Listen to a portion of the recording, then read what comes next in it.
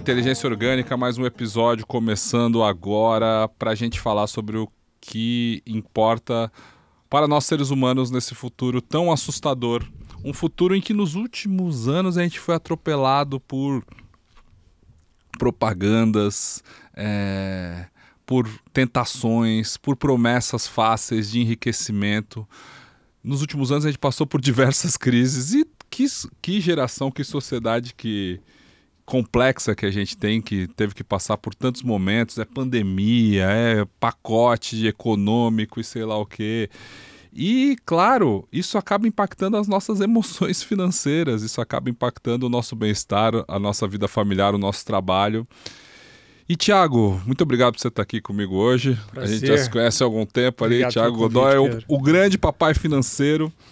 E eu não faço uma introdução apresentando os meus convidados assim, Maravilha. Como um currículo vitae, mas eu gosto de fazer a mesma pergunta sempre na abertura do episódio, porque o podcast chama Inteligência Orgânica porque eu tenho uma visão pessimista do futuro.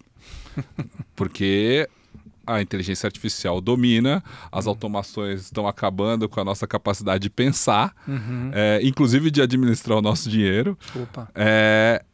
E eu quero que os meus convidados, eu espero achar aqui uma palavra de otimismo para o futuro, quem sabe? Porque do meu lado vai vir pessimismo. Entendi. Então é com você trazer esse... E eu sei que você já é pai da Angelina, né? E tá esperando o Antônio, isso, né? Que tá Antônio. chegando. Então, esse é o momento, eu que sou pai também da Alice, eu sei que quando a gente tá esperando, a gente tem que ser otimista. Cara, eu ia falar isso. A gente tem que ser otimista, então não tem jeito. Bem-vindo, Thiago. Obrigado. Pô, é claro que dá pra gente analisar as situações sempre num viés otimista ou pessimista, e isso vai validar muito em relação ao que a gente... Bom, não necessariamente um fato isolado vai ser bom ou ruim. Eu acho que a análise que eu tento fazer para me manter são também, porque se deixar a gente, vai entrando numa parte mais pessimista mesmo, mas eu olho o todo, sabe, Pedro? Porque se a gente olhar para trás, vamos pegar assim, a gente não sabe o que vai acontecer no futuro, mas a gente sabe o que aconteceu no passado, né? E se você for analisar um período mais curto, pode ser 100 anos, olhar como era o mundo em 1925 e tudo que estava sendo construído ali, e talvez um bem-estar ou um mal-estar da civilização, a depender do lugar que ela está, a depender do momento que ela está. Se você pegar ali o crash da Bolsa de 29, com certeza o pessimismo estava reinando nos Estados Unidos naquele período. Mas olha como é que era a vida há 100 anos. A gente tinha muitas doenças que hoje foram erradicadas. A gente tinha um sistema com muito mais opressão do que hoje. A gente tinha muito menos capacidade de escolha, muito menos condições de ter informação, que eu acho que essa sociedade da informação nos trouxe hoje, nos últimos 15, 20 anos, que a gente tem tanta informação e por mais que a gente tenha muitos dados que mostram que o mundo tem problemas e essa consciência dos problemas nos faz olhar para, nossa, como tem coisa ruim acontecendo. No geral, a gente está muito melhor hoje em 2025 do que estava em 1925, de várias formas que a gente possa analisar aqui. Olhar dados, eu não estou dizendo opinião, são dados mesmo. Então, assim, o pessimismo é um viés cognitivo, é normal, porque o sentimento mais forte que a gente tem, falando de emoções, né, que é um tema que eu estudo, o sentimento mais preponderante, mais forte, mais intenso que o ser humano tem é o medo. Por quê? Tem uma questão biológica importante e prática mesmo para o medo ser forte. É o medo que nos mantém vivos. É o que faz a gente se defender, é o que faz a gente olhar ao redor em busca de ameaças para poder se proteger. E isso é tão ancestral, é tão antigo, que a gente não consegue evitar. É impossível. E nem é bom não sentir medo. Só que esse medo do desconhecido, medo do novo, medo do que vem, medo do que eu não sei, da incerteza, faz a gente travar, faz a gente ficar pessimista, faz a gente olhar para as coisas e falar, cara, que vai acontecer? Uhum. Né? E, obviamente, acontece com todo mundo esse pessimismo. É meio que um jogo, né? Agora, o medo ele está 5 vezes mais forte em relação à intensidade do que qualquer outro sentimento. O viés do medo ele é realmente presente em todo momento. A gente está triste, está com medo. A gente está feliz, a gente está com medo. Estou feliz, vai acabar, né? Sim. A gente tem muito medo. Então, eu tento olhar para os dados, tento botar o pé no chão. Igual, sei lá, pensa... Por exemplo, ontem eu voltei de um voo, teve uma turbulência no voo. Eu pego o voo quase toda semana, então já peguei turbulências mais leves, algumas até um pouco mais fortes. É claro que dá um medinho. Mas quando eu tô com medinho lá e o avião tá chacoalhando, obviamente, acontecem acidentes de avião. Aconteceu inclusive um hoje, recente, ontem, né? Da Índia para Londres. Isso, nesse dia que a gente acontece. grava. Uma vez... Agora, olha... Esse chama viés da disponibilidade, o negócio. Sim. Porque o que acontece? Quando cai um avião, é uma tragédia internacional. Um voo cai lá na Índia e o mundo inteiro fica sabendo. Morreram 250 pessoas. É uma tragédia? É uma tragédia. Agora, quantos voos decolam e pousam todo santo dia? Quantos você acha? Milhares. Centenas de milhares. São muitos milhões de voos todos os anos e cai um avião. Sim. Por ano. E olha lá, tem ano que não cai. Então é óbvio que tem um risco. Mas se for pensar no medo, no risco, tem risco de você pegar uma bicicleta e sair andando por aí e cair. Total. Tem risco de você estar passando numa laje e ela cair. Risco existe em tudo que a gente faz. Viver é um risco.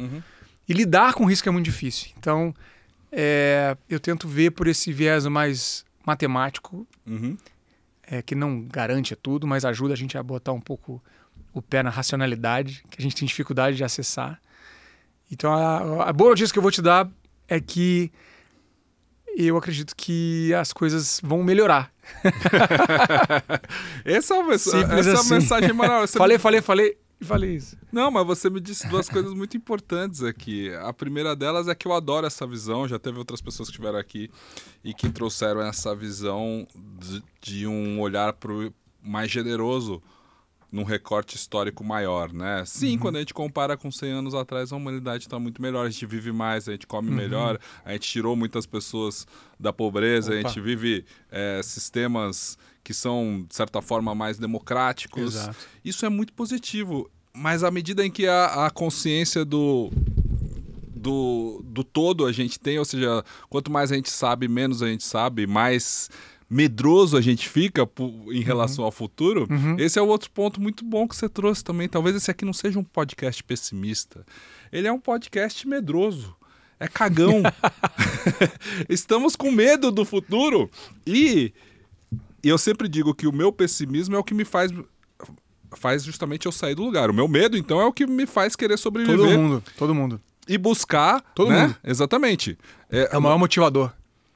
Porque existe uma frase famosa até do meu pai que fala que o pessimista é um vagabundo, por princípio. Porque a única coisa que ele tem que fazer é cruzar o braço e esperar as coisas darem errado. Boa, né? excelente. E eu vejo por essa outra ótica. Na verdade, o meu pessimismo é o que me faz ir atrás. É um pessimismo proativo. Um pessimismo produtivo. Produtivo, exatamente. Ou seja, um medo produtivo, né? O que me faz ter a cautela. Claro. O que me faz querer buscar justamente essa inteligência orgânica. Perfeito. E essa visão matemática dos dados tem a ver, eu acho, com o que você estuda e com a sua formação. Qual que é a tua formação, Formação, minha graduação é em administração. Certo. E depois você foi para a economia? Você foi eu fiz MBA em marketing. Depois fiz um mestrado. E aí a linha, né, do mestrado era em sustentabilidade aplicada aos negócios. E eu fui estudar...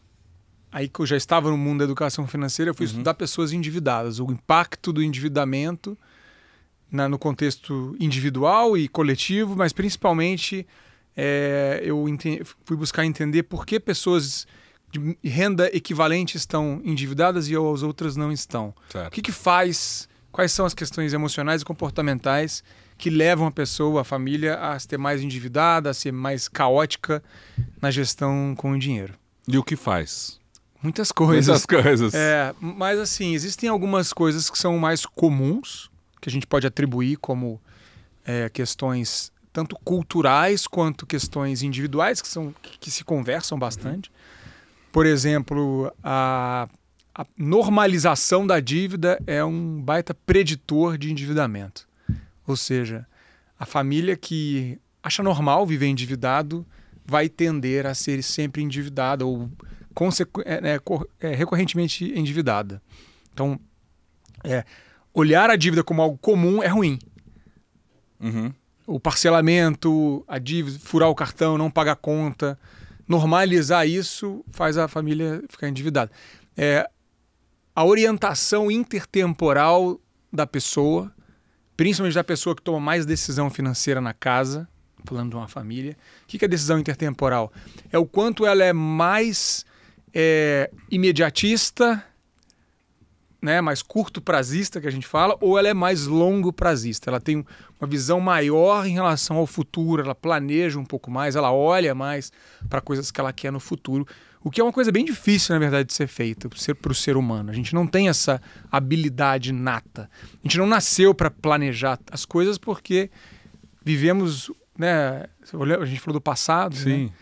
Os nossos ancestrais tinham que se preocupar apenas com a sobrevivência imediata. A gente não tinha condições... Isso é tecnologia, né? A gente conseguia armazenar alimento, por exemplo, né? Ter energia elétrica, congelar uma carne, uma comida, isso não existia há pouco tempo. Então, esse sistema de olhar para o longo prazo, ele está começando agora, nos últimos 200 anos, alguma coisa assim. Então, a gente tem muita dificuldade para lidar com o tempo. Isso é algo que faz a pessoa ficar menos ou mais endividada, porque ela é mais imediatista. Eu vou viver agora, amanhã eu não sei. E isso vem de crenças. Aí, para juntar tudo isso, tem a ver com a cultura, mas muito mais com a crença que a pessoa registra, que vem dos pais, que são crenças intergeracionais, que vem da sociedade, que é onde o meio que ela está vivendo. Uhum. E isso vai variar bastante. Depende da região que você mora, da classe socioeconômica que você tem. Não é algo, digamos assim, que define totalmente. Ou seja, tem pessoas como eu estudei, com rendas iguais, que moram no mesmo lugar, na mesma comunidade, ou na mesma região, no mesmo país, na mesma cidade, são vizinhas e vivem em contextos econômicos completamente diferentes. Vizinhos de porta, Sim, no mesmo prédio, que pagam o mesmo valor de aluguel, têm o mesmo número de filhos, têm vidas completamente diferentes, cara. Que fantástico isso, né? Quando você se debruça a essas peculiaridades. Mas eu tenho uma dúvida aqui, que é uma frase que circula muito, as pessoas constroem ela como verdades estabelecidas da internet, do tribunal o Tribunal de Juízos e Valores, que é esse mundo conectado que a gente vive. Mas é aquela frase: tempos difíceis fazem pessoas fortes, pessoas fortes fazem fazem tempos fáceis, tempos fáceis fazem pessoas fracas. Fazem as pessoas fracas. Pessoas fracas fazem tempos difíceis. Isso, né? Exatamente. Você concorda com ela? Cara, eu acredito que toda frase, a gente tem que... Hoje em dia a gente vê muita frase na internet, né? E tem que ter muito cuidado ao analisar uma frase dessa, porque ela é muito reducionista. O que são tempos fortes? O que são tempos fracos? Eles, acredito que possam coexistir. Eu acredito que tem um fundamento essa afirmação, mas assim... Vamos tentar analisar um pouco mais. O que significa tempos fortes?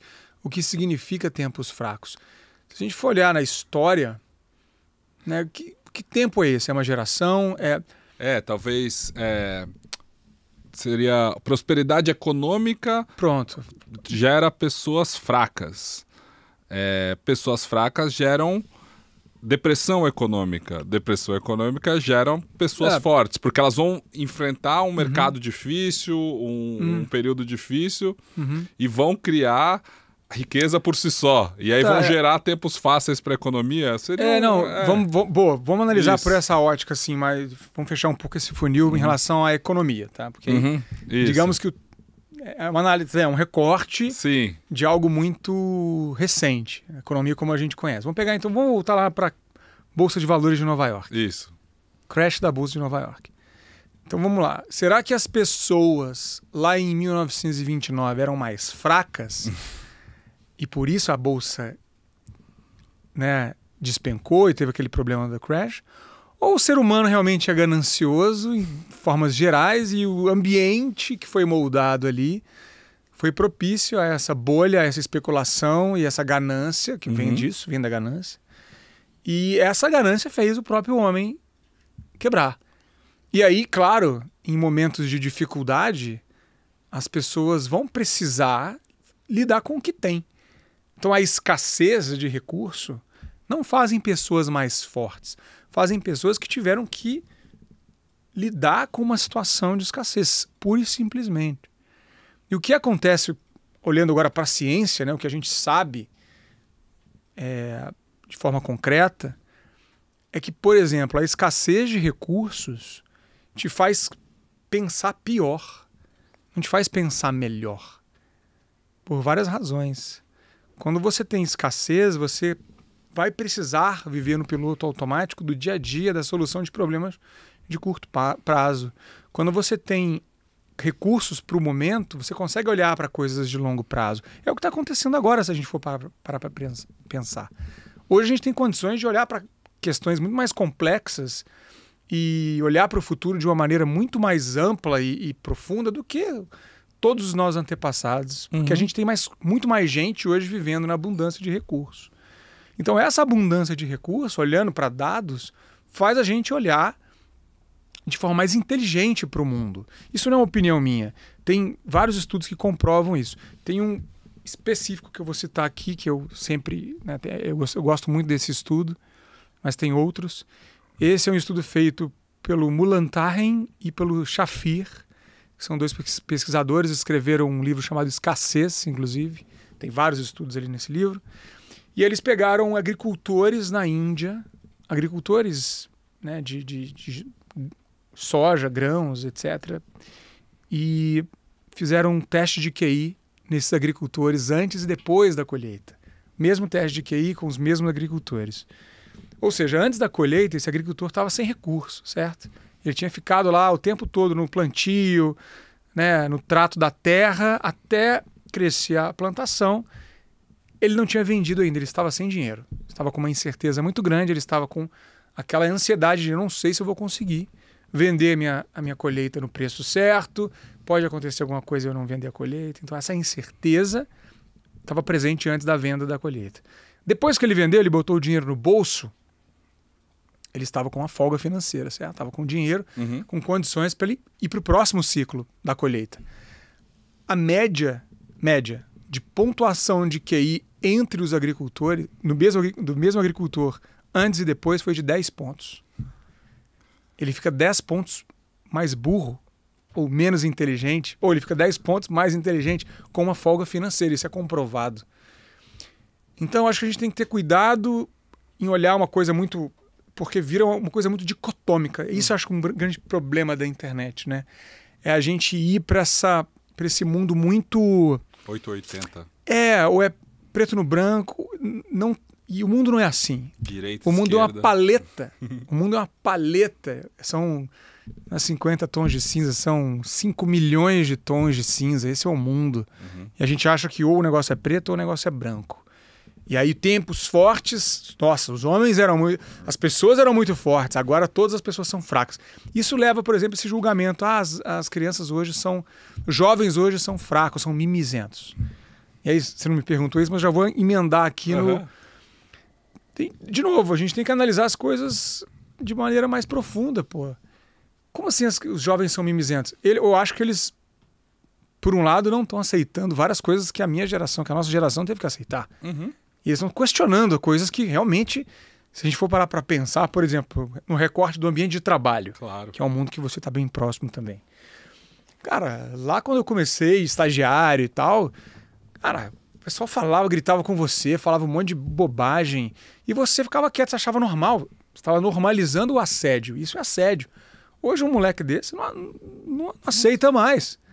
Aí você fala, ele é mimizento. Peraí, mimizento ou você, né, você que foi criado num ambiente tóxico e acha normal? A gente tem que olhar para isso, pô. Quando a gente vai ficando mais velho, Thiago, eu acho que muitas vezes a gente acaba se apaixonando pelo sofrimento que a gente passou. Boa. Né? A gente fica a gente se apega, a gente fica romantizando. Pô, esse aí é mimizento. Eu não. Eu, quando cheguei aqui, que tive que ralar. Você é folgado. Ou seja, a gente quer que a pessoa rale porque a gente passou por um sofrimento que foi ruim, né? Isso aí, cara, que você falou, pra mim, acontece em todas as áreas. Todas as áreas. Eu vejo muito com família. Trabalho com a parte financeira, né, das famílias. E eu vejo muito assim, por que eu não vou dar mesada pro meu filho? Porque eu não tive isso? Sim. Porque meu filho... Obrigado. Eu digo não pra ele, pras coisas, ele chora, ele é muito fraco. Porque eu apanhava. Apanhava de cinta e tô vivo. Tá cheio de trauma, nem tô olhando pra dentro. Tô dizendo que todo mundo que apanhou de cinta tem trauma. Mas assim, não é normal, na minha visão, é algo bizarro, um pai bater no filho de cinta. Você vai normalizar isso porque isso aconteceu com você? É muito diferente. Você pode até falar, pô, aconteceu com você. Mas que isso é normal, não é. Não ganhei mesada e dar mesada é sofrimento, é mimiseira. Tá bom, então cria um filho pidão. Sim. Porque quando você não dá um dinheiro pro seu filho, claro, a partir de uma certa idade, 8 anos, 7 anos, que ele tem uma condição mais de lidar com aquilo, ele vai ficar te pedindo tudo. Ou você vai ficar dizendo não pra ele, ou você vai ficar dizendo sim, os dois são ruins. Vai ficar tendo que pensar por ele, administrar por ele. Exato, e ele não vai ter a capacidade de decidir sozinho, que é o mais importante. E vai errar sozinho, isso é muito importante. E ser um pai, mãe amoroso, compreensivo, não quer dizer que você vai ser condescendente, que você vai ser permissivo. Claro. Você pode ser muito duro no sentido e ao mesmo tempo gentil. É dizer o não e o não é não. E não tem espaço para negociação. Você não precisa bater no teu filho, você não precisa agredir ele, gritar com ele, com ela. É claro que às vezes a gente tem filho pequeno, dá vontade, dá umas gritadas mesmo, mas assim, não é assim que a coisa se efetiva. Tem que ser a exceção, não a regra, exato, né? Exato. Thiago, Mas esse ponto aí que você falou é muito, muito bom, cara, da gente normalizar o que aconteceu com a gente ter querer dizer que as pessoas têm que passar por aquilo também. Se eu vivi, se pra mim foi difícil, pra você tem que ser também. Não é. Mas, por outro lado, o entendimento de que as pessoas vão chegar no mesmo lugar que a gente, ou vão conduzir os negócios, as empresas, o dinheiro, a família, de uma forma semelhante, sem ter passado por aquele jeito, pelo que a gente passou. Sim. Isso eu vejo muito com, por exemplo, empresas familiares. Eu tenho feito bastante trabalho com empresas familiares, sucessão patrimonial, esse tipo de coisa que acontece bastante, e é um desafio. E aí tem um outro ponto aqui, que, claro, toca no que a gente está falando aqui em relação a essa frase de efeito, né? Que tudo tem um fundo de verdade, né? Não estou dizendo que ela é invalidada. Mas, por exemplo, o fundador da empresa. Vamos pegar aqui 3 gerações, tá? Que é o mais difícil. Sim. Para a terceira.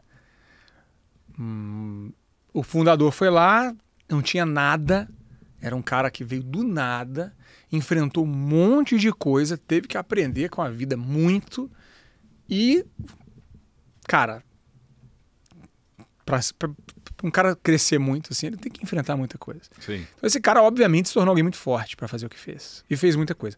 O filho provavelmente nasceu numa condição onde o pai ainda estava crescendo, então viu esse crescimento, pode ser que tenha pego uma parte daquilo. Ou não, às vezes não, mas muitas vezes sim. Aí o neto, ele já nasceu num lugar de muita condição econômica, ele não viu o avô na ativa, não viu o início do negócio na ativa, o pai já estava meio que no meio do caminho, o pai também já era mais, né, mimado, assim, vamos dizer. Esse neto não olha para a construção da mesma maneira que o avô, com certeza. Não olha igual o pai e a mãe, tô falando avô e avó, mas avô só, mas avô, olha como é que é o viés, né? A avó também, claro, mulheres bastante empreendedoras aí que eu trabalho. Só que aqui é uma questão, cara, porque não tem como você dizer para um menino que ele tem que ser como a avó ou avô que construiu a empresa. E nem como o pai, porque ele vê por outro ângulo. Isso é um problema mesmo. Não tem como você obrigar esse jovem a assumir os negócios. Agora, também não dá para você dizer assim, tá bom, então vamos ou se compromete e ganha com isso, ou não se compromete e perde com isso. Como que você ensina Clóvis de Barros? Como que você ensina brio pra esse cara? Brio, putz, cara. Eu acho que deixar a pessoa ver como é que seria a vida mesmo sem... tem que ter esse processo. Agora, né? sozinho. Eu acho que é muito válido. Assim, eu vejo muitos empresárias fazendo isso. Sim. Ponha, claro, né? Não vai fazer alguma coisa ruim para esse menino. Mas coloca ele para ir para uma condição mesmo de buscar o teu próprio... Claro. Ver como é que é difícil, assim. Sem o conforto, sem a...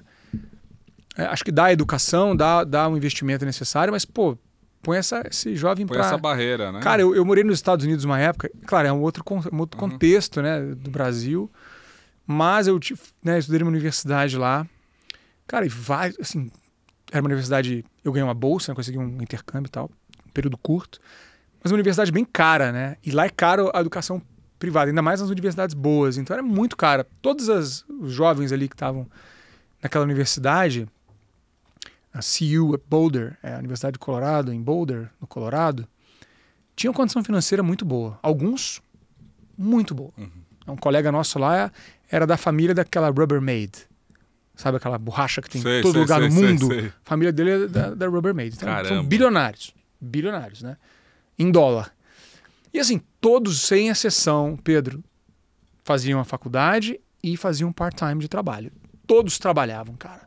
E trabalhava assim, de garçom no restaurante, fazendo entrega, tudo que você imaginar. Todos os trabalhos possíveis, meio período inteiro. Trabalhava à noite, às vezes, e eu olhava para aquilo. Cara, isso nunca aconteceu no Brasil. Os caras, a galera com dinheiro no Brasil, não trabalha assim. Então eu achei interessante. Eu vi, cara, é isso. Você tem que deixar esse jovem correr atrás do dele. Não é porque eu tenho muitos milhões... que a criança está garantida. Eu falo muito isso também, cara. Não corra atrás de ficar acumulando herança pro teu filho. Eu tava pensando aqui agora, Thiago, do que você falou, porque às vezes a gente olha para os Estados Unidos, né? Eu até olho com várias restrições. O brasileiro acaba tendo esse complexo um pouco de vira-lata, né? Da gente olhar como se tudo lá fosse perfeito. O que eu tava pensando assim, mesmo passando por isso, nada garante que esse norte-americano que passou por esses empregos ali vai ser uma boa pessoa, vai ter qualquer consciência nada sobre... Garante, nada garante. Garantia não existe, mas assim, eu tenho minhas críticas bastante até para os Estados Unidos, claro. Eu fui para lá porque eu tinha uma oportunidade, eu nunca... Assim, não sou fã de muita coisa lá. Muita coisa. O consumismo exacerbado, a maneira deles de se alimentar. É uma sociedade que tem muitos problemas mesmo de relacionamento. As pessoas são distantes umas das outras.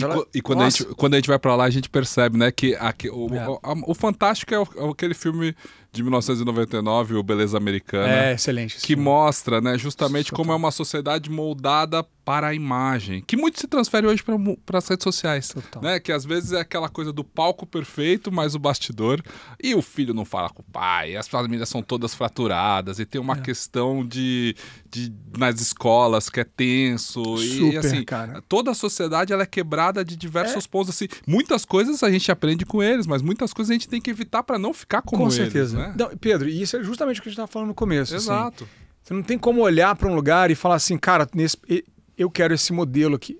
Não funciona. Isso não existe em lugar nenhum, assim. Toda condição que você tiver vai ter muita coisa ruim. E tem as coisas positivas, é claro. Mas eu hoje, assim, não é uma... Assim, obviamente isso tem uma questão de... um julgamento de sentimento. Claro. Tem uma questão de nacionalidade aqui.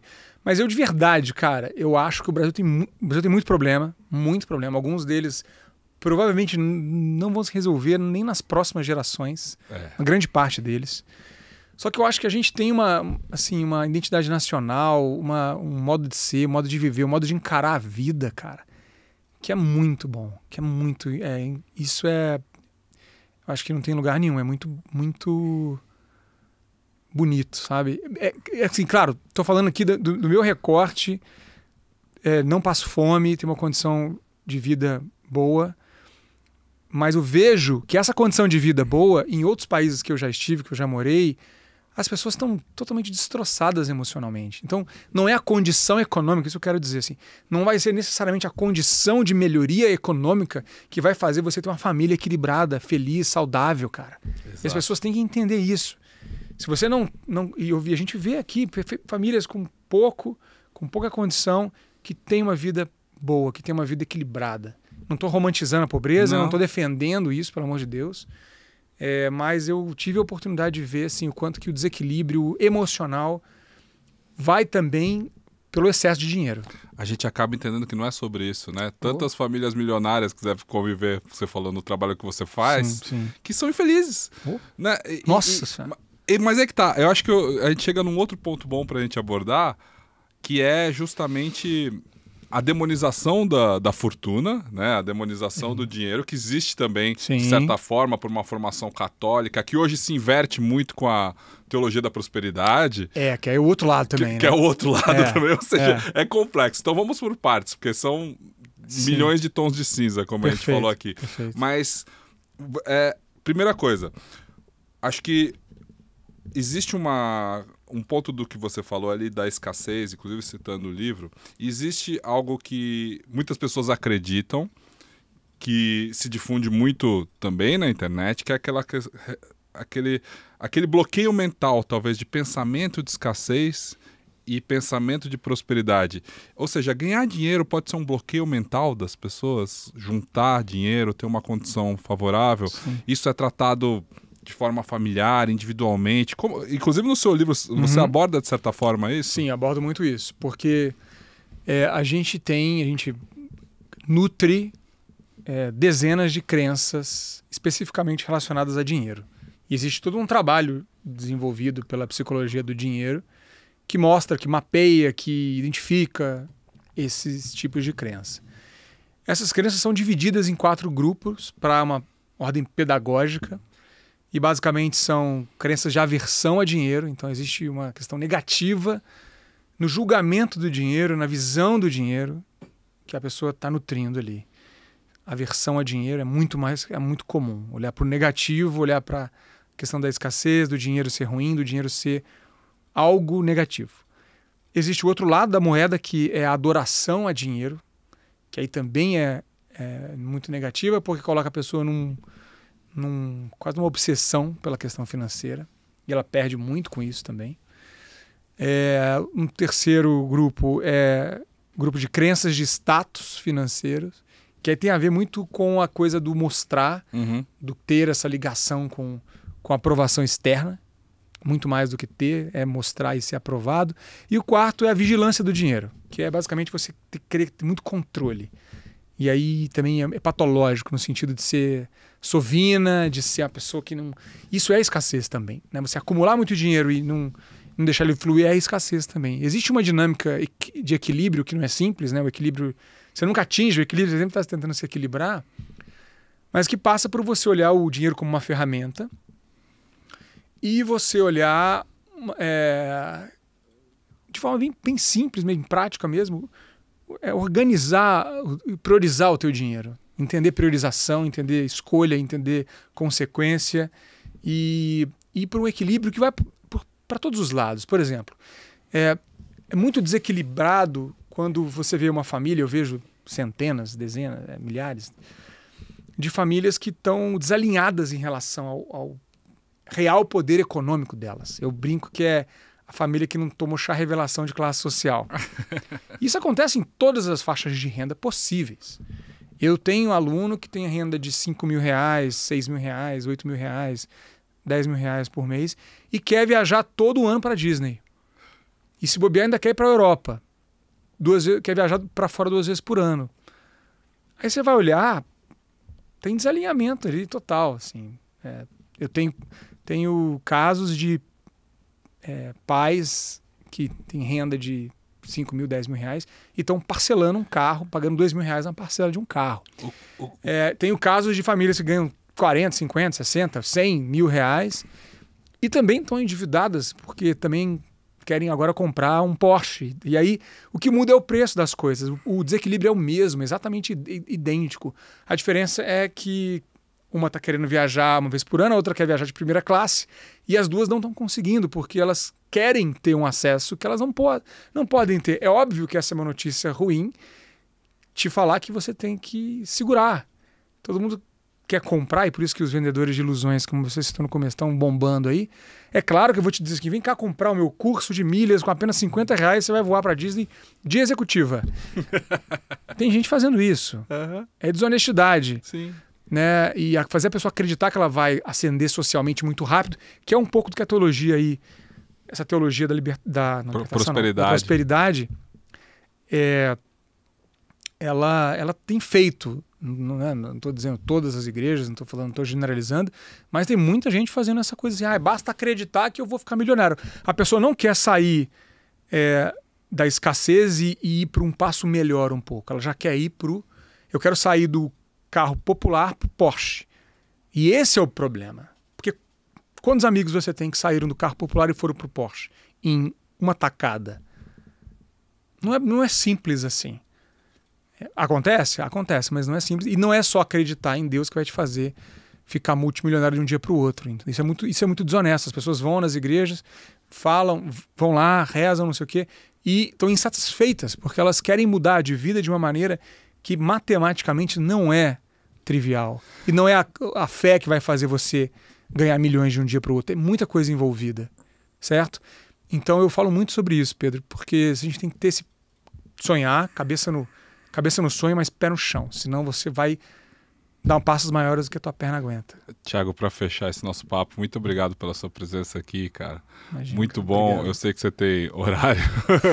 Passou rápido, né? Eu ficaria aqui um Passou muito tempão, rápido. Cara. Mas eu queria saber se você acha que a gente está a um passo do Igreja Bet. Parece que sim, né? Já estão até abrindo banco aí na igreja. Você tá brincando? Tem igreja que abriu banco aí. Não sei detalhes. Mas eu vejo que, assim... O Igreja Bet está a um passo, então. Assim... Não, o que já acontece, eu posso dizer porque eu vejo muito, são influenciadores, vários, pode buscar aí, não vou ficar falando o nome. Tem vários influenciadores, muitos influenciadores, inclusive que estão sendo investigados pela CPI aí das bets, que divulgam link lá de aposta e fica correlacionando Deus, acreditar, fé, basta ter fé, olha só, eu tive fé e estou ganhando. E o cara coloca essa coisa da fé para ganhar dinheiro em aposta, sendo que a gente sabe que essas casas de aposta, o algoritmo é feito para você perder. Claro. Né? A matemática não fecha para ninguém, só para eles. Então é muito desonesto, é muito feio, não sei nem te dizer assim, o que eu... acho que a pessoa que usa Deus para poder estragar a vida de milhões de pessoas, é o que está acontecendo, as pessoas estão deixando de comprar comida. Olha, você pode até não acreditar em nada, mas eu acho que essa pessoa aí está comprando uma briga com alguma energia aí com certeza. Que não vai fazer bem, porque todo mundo erra, todo mundo... Né, não estou dizendo aqui, todo mundo tem teto de vidro, mas a pessoa ter clareza que ela está fazendo isso para botar dinheiro no bolso, estragando a vida de milhões de pessoas, é muito triste, assim. Eu recebia, agora eu não recebo mais porque eu falei tão mal de bet que elas já sabem já. Mas eu já recebi muita proposta de bet.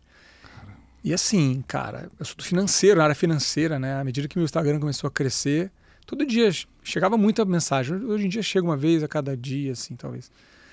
E eles oferecem 300 mil reais, 200 mil reais, que para mim é bastante dinheiro. Muito dinheiro, assim. Dá para pagar alguns anos da escola da minha filha. Muitos anos. Então, assim, é óbvio que existe aí um karma, eu acho, sabe? Eu concordo com você.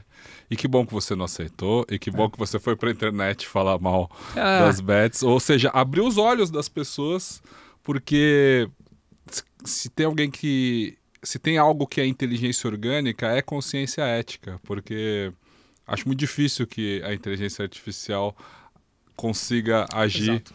com consciência ética mesmo. Sim. E esse pensamento é muito bom, cara. Com certeza. Eu não tenho nada contra nenhuma religião, mas eu tenho contra quem fala em nome de Deus, cara. Quem traz pra si pra dizer que Deus quer isso, Deus quer aquilo. Exato, cara. Total. Isso aí é... Putz, meu Deus, quem sabe a gente evolua, né, para poder pensar de forma mais independente, mais autônoma. Eu acredito muito na liberdade individual e na liberdade de pensamento, na ciência, no conhecimento, para você tomar decisões embasadas no que é verdade e no que acontece, e não em achismo, não em opinião do outro. Quanto mais você pensar assim, mais você vai ter uma vida plena, digna. E, bom, eu acho que eu estou tentando fazer isso para mim e estou tentando passar isso para as pessoas, porque não sou dono da verdade, mas cada um tem que ser dono da sua verdade, né? E ter uma consciência tranquila. Para terminar de uma forma, então, religiosa, amém, Thiago. Amém. Obrigadão, cara. Valeu, meu amigo. Valeu. Que essa seja a mensagem de otimismo que você leva hoje. Se inscreva no canal, dê 5 estrelas no Spotify, faça tudo o que você quiser, deixe seu comentário, sugestões. Compre o livro Emoções Financeiras, Thiago. Com certeza você já deve seguir ele, se não siga, acompanhe LinkedIn, Instagram e todas essas coisas que nos deixam escravos, porém, de certa forma, mais consciente. Tchau, isso aí, valeu. Tchau, tchau.